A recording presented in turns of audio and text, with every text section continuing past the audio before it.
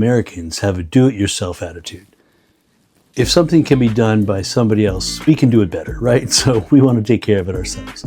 We like to do things like trade stocks, a full-time job for professionals. We still think we can do better, and that's just how it is. But if you look at the statistics, your best bet is to buy into the S&P 500, Standard & Poor's index of 500 of the biggest companies in the country, weighted based on size so that you have an even distribution of money across all different sectors. The strongest ones, the best companies, and they rotate out companies that are starting to fail and rotate in new up-and-coming companies that have proven themselves worthy of being in the S&P 500. So they do a lot of work for you, work you actually couldn't do unless you were investing millions of dollars.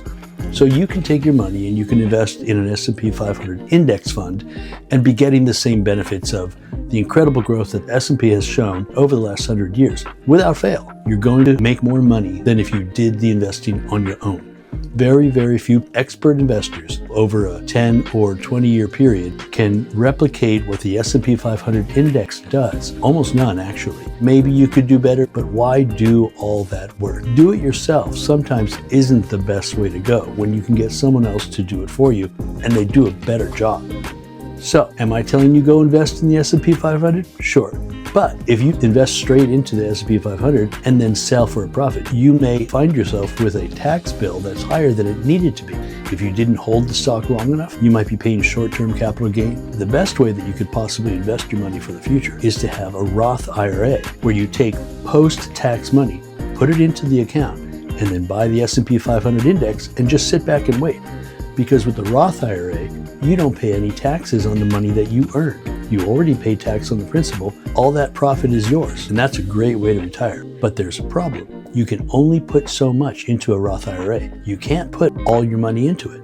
You can't put an unlimited amount into the Roth IRA. And when you draw it out, you're limited. That's why I recommend, after you do all your investing, take money and put it into an IUL, an Index Universal Life, because that money will also grow tax-free, but it's unlimited. You can put as much money into your IUL as you wish, and it has a guaranteed benefit.